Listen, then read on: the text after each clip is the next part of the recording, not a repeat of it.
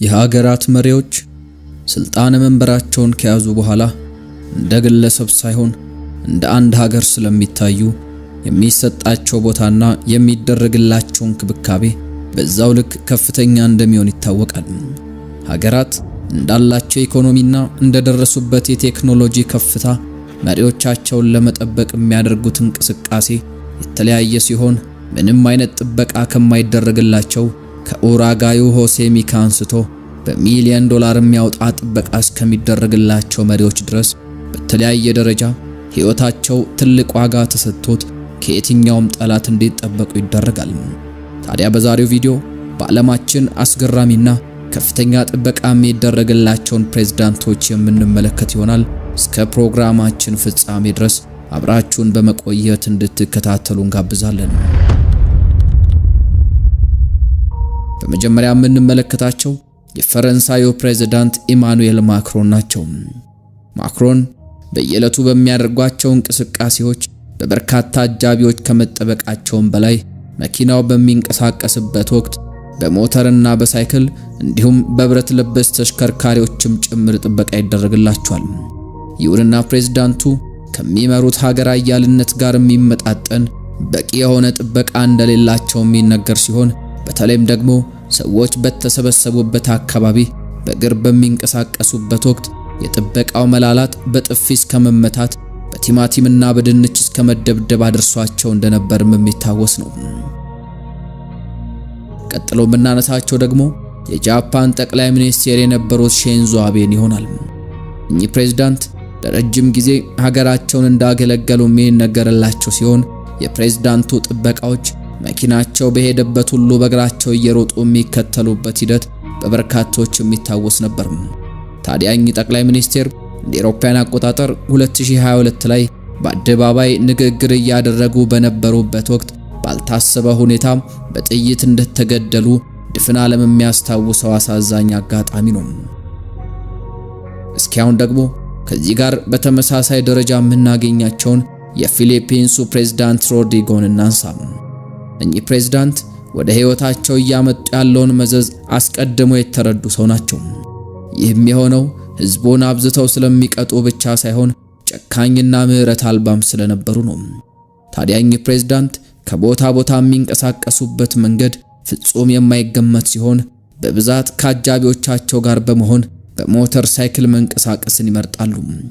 ታዲያ የእሳቸው ሞተር በሚንቀሳቀስበት ወቅት ከሞተሮች በተጨማሪ በርካታ አጃቢ መኪናዎችም ጭምር አብሯቸው የሚጓዙ ሲሆን በሀገሪቱ ጎዳናዎች ላይ ሲንቀሳቀሱ ደግሞ የአንድ ማፊያ ቡድን አባላት የሚንቀሳቀሱ ይመስላል።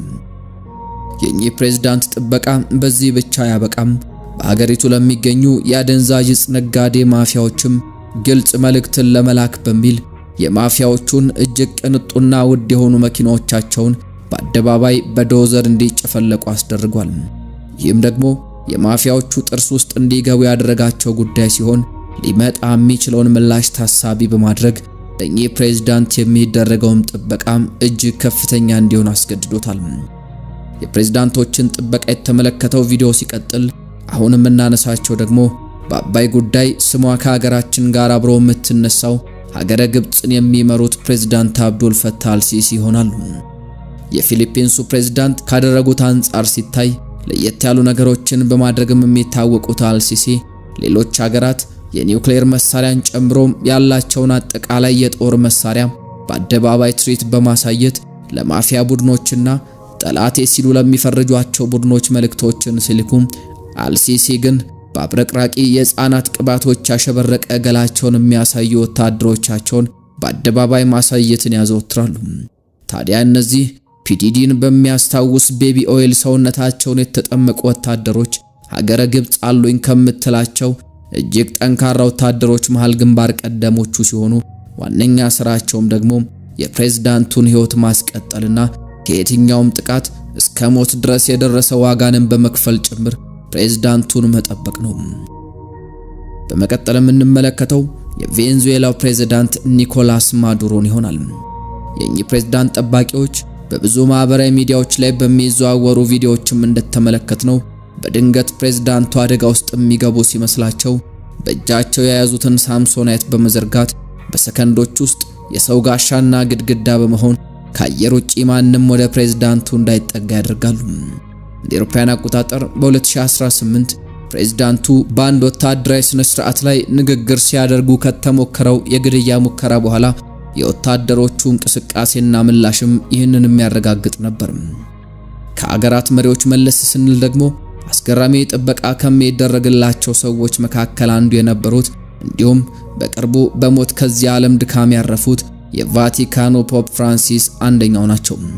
እርግጥ ነው እኚህ አባት መንፈሳዊ አባት ቢሆኑም እንኳን በዓለም የፖለቲካ መስመር ውስጥ ካላቸው ጉልህ ድርሻ አንጻር አስደናቂ ጥበቃ ቢመደብላቸው የሚገርም አልነበረም።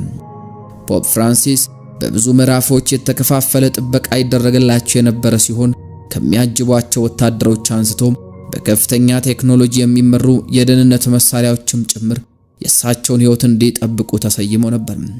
በመኪና መንቀሳቀስ ሲኖርባቸው የሜርሴዲስ ምርት የሆነውን የኤሌክትሪክ መኪናን ይጠቀሙ የነበረ ሲሆን ይህች መኪናም የቅንጦትና የደህንነት ግብአቶችም በሚገባ የተሟሉላት መኪና እንደነበረች ይነገራል። ወደ ፕሬዝዳንቶቹ ስንመለስ ቀጥሎ የምናገኛቸው ደግሞ የንስር ዓይን ባላቸው ጠባቂዎች የሚጠበቁት የህንዱ ፕሬዝዳንት ናሬንድራ ሞዲን ይሆናል። በህንድ አክሽን ፊልሞች ላይ ያሉ አብዛኞቹን ነገሮች በእውነተኛው ዓለም ማሳየት እንደሚችሉ የሚነገርላቸው የፕሬዝዳንቱ ጠባቂዎች ከቦታ ቦታ በሚንቀሳቀሱበት ወቅት የፕሬዝዳንቱን መኪና በእግር ከማጀብ አንስቶ የመኪናው ጣራና መኪናው ውስጥም በተጠንቀቅ በመቆም የሚሰነዘሩ ጥቃቶችን ማነፍነፍ የእነዚህ ጠባቂዎች የዘውትር ተግባር ነው። ከ1 ቢሊዮን በላይ ህዝብን የሚመሩት ፕሬዝዳንቱ ከዛ ሁሉ ህዝብ ውስጥ የሚጠላቸው ሰው አይጠፋምና እንቅስቃሴያቸው በሚገባ የተጠና እንዲሁም ደግሞ በጠባቂዎቻቸው ጥብቅ ክትትል የሚደረግበት ነው። ልክ እንደ ሌሎቹ ፕሬዝዳንት ጠባቂዎች ሁሉ የኚህ ፕሬዝዳንት ጠባቂዎችም ሳምሶናይት መሰል ነገር በእጃቸው የሚይዙ ሲሆን ያ ሳምሶናይት ጥቃት በሚሰነዘርበት ወቅት ወደ ጥይት መከላከያ ጋሻነት በመለወጥ ያገለግላል። እስኪያውን ደግሞ ከፕሬዝዳንቶች ዞር ብለን ወደ ንጉሳዊ ስርዓቶች እናምራ። የንጉሳዊ ስርዓት አሁንም ድረስ ባልደበዘዘባት ሀገር እንግሊዝ ለንጉሳውያኑ ቤተሰብ የሚደረገው ጥበቃ ዘመኑን የዋጀና እጅግ የተራቀቀ እንደሆነ ይነገርለታል። $5 ቢሊዮን እንደሚያወጣ የሚነገርለት የበኪንጋም ቤተመንግስት በር ላይ ካሉ ጥበቃዎች አንስቶ በተለያየ ደረጃ በተለያየ ቴክኖሎጂ የሚደገፉ ጥበቃዎችም ከፍተኛ እንደሆኑ ይነገራል። በቤተመንግስት ውስጥ የሚታዩ የንጉሳዊ ዘመን አለባበስን የተላበሱ ወታደሮችም ዝም ብሎ የቀደመውን ባህል ለማስቀጠልና ለፎቶና ቪዲዮ ማሳመሪያ በሚል የሚቆሙ ሳይሆን እጅግ የሰለጠኑ ከፍተኛ ወታደራዊ ብቃት ያላቸው እንዲሁም የዛ ስብስብ አባል ለመሆን እንደ ወርቅ በእሳት ውስጥ የተፈተኑ ጠንካራና አደገኛ ጠባቂዎችም እንደሆኑ ይነገራል። በመቀጠል ከፍ ያለና የተጋነነ ሊባል የሚችል ጥበቃ የሚደረግላቸው መሪዎችን ስንመለከት ደግሞ አስቀድመን የምናነሳቸው አወዛጋቢው የሰሜን ኮሪያው መሪ ኪም ጆንግ ኡን ይሆናሉ። እኚህ ፕሬዝዳንት የጥበቃ ስርዓታቸውን የማብዛትና የማጠናከር ሱስ እንዳለባቸው የሚነገር ሲሆን ይህም አመል ደግሞ አንዳንድ ያልተለመዱ ነገሮችን እንዲያደርጉ ሲያስገድዳቸው ይስተዋላል። በዋነኝነት ፕሬዝዳንቱን ከበው በዋሉበት እየዋሉ መኪናውን በእግራቸው ዱብ ዱብ እያሉ የሚከተሉ 12 በከፍተኛ ደረጃ የሰለጠኑ ወታደሮች ሲኖሩ እያንዳንዷን ነገር በጥልቀት የሚያስተውሉት ፕሬዝዳንቱ አንዳችም ስህተት የማያልፉ በመሆናቸው እነዚህ ጠባቂዎች ስራቸው ለፍጹምነት ፍጹም የቀረበ መሆን ይኖርበታል ማለት ነው። ከኚህ መሪ ከፍ ያለ ጥበቃ ይደረግላቸዋል ተብሎ የሚታሰቡት ደግሞ የዓለማችን ቆፍጣና ፕሬዝዳንት እንደሆኑ የሚነገርላቸው የሩሲያ ፕሬዝዳንት ቭላዲሚር ፑቲን ናቸው። ፑቲን ከሌሎቹ ለየት ባለ መልኩ በመሬት ላይ ከሚደረግላቸው ጥበቃ በተጨማሪ በአየርም ላይ እሳቸውን የሚጠብቁ ወታደሮች አሏቸው። አሉ የሚባሉ የጦር አውሮፕላኖች እሳቸው በሚንቀሳቀሱበት ወቅት አንዳችም ስጋት እንዳያድርባቸው ማድረግ የነሱ ኃላፊነት ሲሆን በተለይም ደግሞ በአየር ላይ በሚንቀሳቀሱበት ወቅት ጥበቃው እጅግ ከፍተኛ ይሆናል። ከዚህም በላይ ደግሞ እዚያው ሩሲያ ውስጥ እንደምትገጣጠም የሚነገርላት የፑቲን መኪና ሌላው የደህንነታቸው ማስጠበቂያ ስትሆን የፕሬዝዳንቱ መኪና በሚንቀሳቀስበት ወቅት የሚያጅቧት እጅግ በርካታ ተሽከርካሪዎች ማንም እሳቸው ላይ ጥቃት ማድረስን እንዳያስቡ አድርገው ያከስሙበታል። በተለይም ደግሞ አይናቸው እያንዳንዱን እንቅስቃሴ የሚያነፈንፉ ጠባቂዎች ወደ ፑቲን ሊጠጋ ያለውን ነገር በሙሉ የሚያከሽፉ ሲሆን ዕውቁ ቦክሰኛ ማግሬገር በአንድ ወቅት እሳቸውን ለማቀፍ ሲሞክር ጠባቂዎቹ ያሳዩትም ሪአክሽን ለዚህ አንዱ ማሳያ ተደርጎ ይወሰዳል።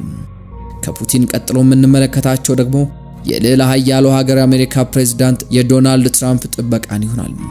በባህሪያቸው አወዛጋቢነት የሚታወቁትና ብዙ አነጋጋሪ ነገሮችን በማድረግም ወደር የማይገኝላቸው ትራምፕን መጠበቅ ምን ያክል ከባድ ስራ እንደሚሆን መገመት አያዳግትም። በተለይም ደግሞ በአደባባይ ፕሮግራሞች ላይ ንግግር በሚያደርጉበት ወቅት በድንገት ከተከሰቱ ሁኔታዎችም አንጻር ጥበቃው የግድ ከፍ ማለት እንዳለበት ግልጽ ነው። ለዚህ ደግሞ ለሁለተኛ ጊዜ ወደ ፕሬዝዳንትነት መንበራቸው ለመመለስ ባደረጉት ትንቅንቅ ውስጥ በሽርፍራፊ ሰከንዶች ውስጥ ካልሞ ተኳሽ የተተኮሰውና ጥይቱ ጆሮአቸውን በስቶ አልፎ ከሞት አፋፍ የተረፉበት አጋጣሚ አንዱ ማሳያ ነው።